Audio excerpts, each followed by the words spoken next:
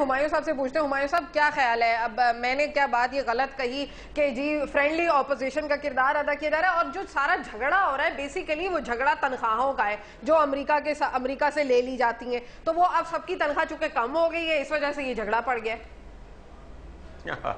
یہ تو کافی simplistic view دے دیا آپ نے. میں تو ظاہر ہے عام کے لیے تو بڑا سمپلسٹک سنجیدہ مسئلہ ہے اور سوال جو ہے وہ مذاق والا ہے. میرا یہ خیال ہے کہ پاکستان مسلم لیگ نواز نے شروع میں جو عوامی مینڈیٹ تھا اس کے مطابق پیپل پارٹی کے ساتھ چلنے کی کوشش کی. انہوں نے وفاقی حکومت تو جلدی چھوڑ دی، لیکن پنجاب کی حکومت میں پیپل پارٹی شامل رہی کئی سالوں تک، اور اب جب پیپل پارٹی کو پنجاب کی حکومت سے نکال دیا گیا ہے تو میرا خیال ہے پی ایم ایل این اب ریئل اپوزیشن کا کردار ادا کر رہی ہے.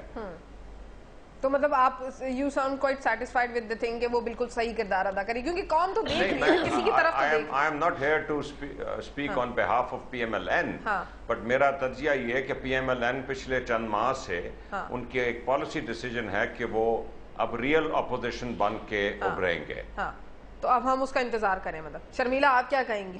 نہیں ہم کر رہے ہیں. اگر اب بھی چلیں، اگر آج بھی کوئی قرارداد پاس ہو جاتی ہے صدیق صاحب تو اس کے بعد کوئی ایکشن سامنے آئے گا؟ اگر کل سے پھر وہ شروع کر دیں اپنی در اندازیاں، ان کے ڈرون حملے شروع جائیں، کچھ کریں گے آپ لوگ؟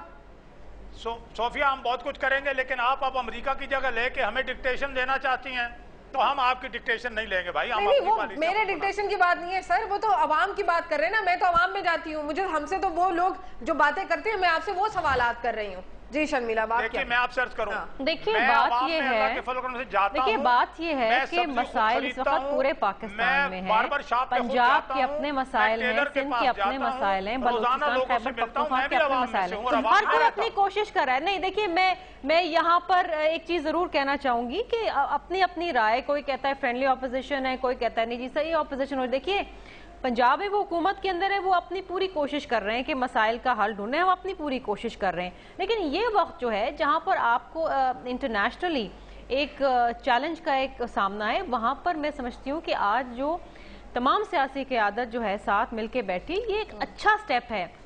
اس وقت ہمیں یہ نہیں دیکھنا ہے کہ کس کے کیا مسائل ہیں. نہیں صوفیہ، ادھر ہمیں یہ نہیں دیکھنا کہ کس کے کیا مسائل ہے، کون کیا کر رہا ہے، کون کیا نہیں کر رہا. باتیں کر لیں گے بڑی معذرت کے ساتھ. نہیں بات یہ ہے کہ نہیں دیکھیے صوفیہ، آپ کے لیے یہاں بیٹھ کے کہنا بڑا آسان ہے کہ ایکشن کریں. آپ کے لیے تو ایکشن وہی ہوگا کہ امریکہ کے اوپر ہم اپنا ایک بم گرا دیں. نہیں ہم تو وہ کر ہی نہیں سکتے نا. ہم نہیں شارٹ آف دیس آپ کو کوئی چیز سیٹسفائی نہیں کرے گی، میڈیا کو کوئی چیز سیٹسفائی نہیں کرتی. دیکھیں اس وقت میاں صاحب بھی وہاں بیٹھے ہوئے ہیں، تمام لوگوں کی نمائندگی وہاں پر ہے، سب سر جوڑ کے بیٹھے. ایک نیشنل اسٹریٹجی ڈیوائز کرنے کی ضرورت ہے، یہ وقت کی ضرورت ہے.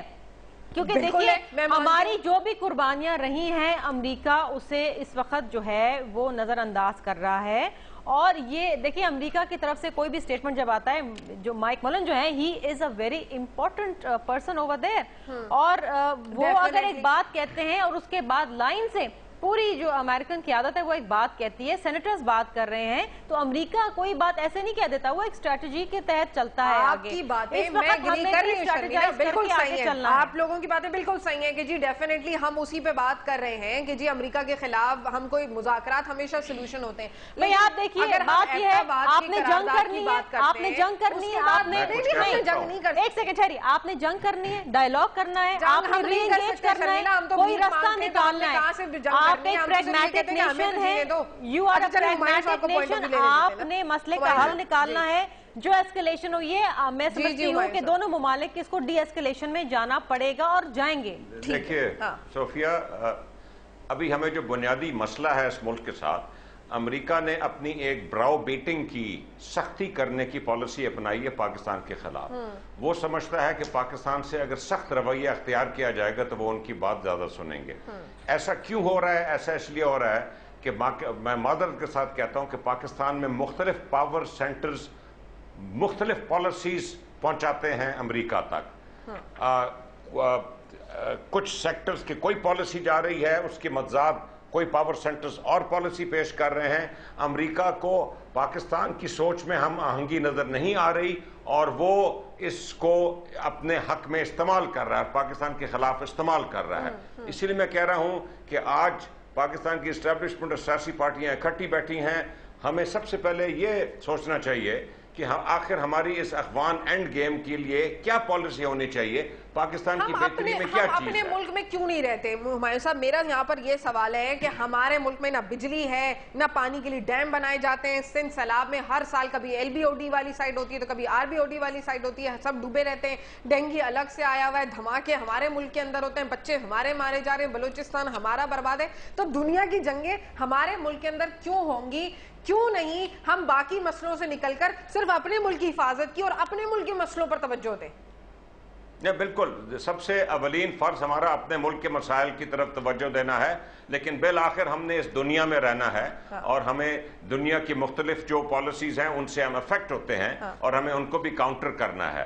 تو لیکن اولین فرض ہمارا ملک کے اندر مسائل حل کرنا ہے. اچھا, ڈاکٹر صاحب سے میں پوائنٹ آف ویو ان کا بھی تھوڑا سا لوں گی. ڈاکٹر صاحب آپ کیا کہیں گے, کیا یہ باتیں صحیح نہیں ہے کہ ہم نے یہ فیصلہ اس وقت کیا ہوتا کہ جب جنرل پرویز مشرف نے تنہا ایک فیصلہ کر لیا کہ ہم اس جنگ کے اندر پارٹنر بنیں گے.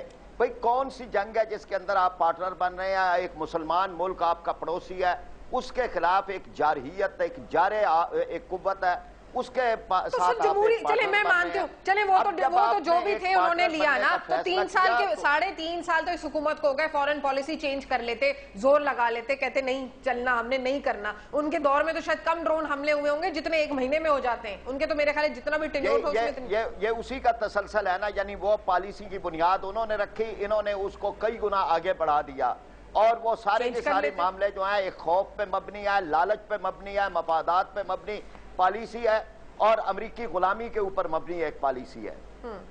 تو یہ تو پھر وہی چلتا رہے گا نا, وہ والی غلامی. لیکن خیر, صدیق الفاروق صاحب کا کہنا ہے. صدیق صاحب میں صحیح کہہ رہی ہوں؟ مطلب اب اگر اس پہ جو بھی قرارداد اب منظور ہوگی, جو بھی اس پہ بات چیت ہوگی, تو اس کے بعد آپ کی پارٹی تو ایکشن لے گی نا, کھڑی ہو جائے گی عوام کے لیے.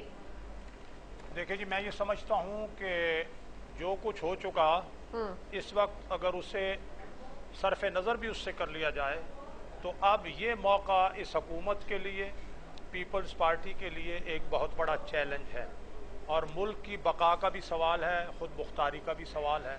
اگر پیپلز پارٹی کی حکومت نے آج APC, یا اگر فرض کریں کہ APC کا اجلاس ذرا اور طویل ہوتا ہے اور کل بھی ہوتا ہے, مجھے نہیں معلوم, اور ایک فیصلہ کر لیا جاتا ہے اتفاق رائے سے, اس پر اگر عمل درآمد یہ نہیں کرے گی اس کے الفاظ اور اس کے روح کے مطابق پس و پیش کرے گی, روح گردانی کرے گی, تو میں یہ سمجھتا ہوں کہ پھر مسلم لیگ نون کے ہی نہیں, ان تمام پارٹیوں کے لیے جو اس قرارداد اور اس فیصلے میں حصہ دار بنے گی, اس کے علاوہ اور کوئی چارہ نہیں رہے گا کہ ایسی حکومت کو جو کہتی تو یہ ہے کہ ہم عوام کی منتخب حکومت ہیں, ہم نمائندہ حکومت ہیں, لیکن عوام کی خواہش پر عمل نہیں کرتی, اس حکومت کو پھر اٹھا کر باہر پھینک دیا جائے اور پھر انتخابات نئے ہوں اور ٹھیک قیادت آئے.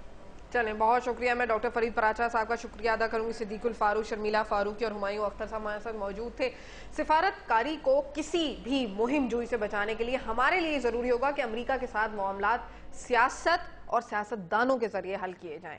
امریکہ کی فوجی اور معاشی مجبوریوں کا فائدہ کسی نام نہاد اسٹریٹجک ڈیپتھ پالیسی کے کل پرزوں کو فائدہ دینے کے بجائے اپنی مجبوریاں جو ہمارے ملک کے اندر ہیں ان کو ذہن میں رکھتے ہوئے مذاکرات کی میز پر ان کے ساتھ بیٹھ کر بات کریں, جس میں پاکستان کی عوام کا براہ راست فائدہ ہو. اور جب ہم بات کرتے ہیں اپنی تمام تر پالیسیوں کو ترک کر کے موجودہ پاکستان کی حفاظت پر توجہ دیں. لیکن کیا یہ سب کچھ ہو جائے گا؟ یقیناً امید پر دنیا قائم ہے. آپ کو میرا شو کیسے لگا؟ آپ مجھے ای میل کر سکتے ہیں کب تک @dawnnews.tv. کل تک کے لیے اللہ حافظ.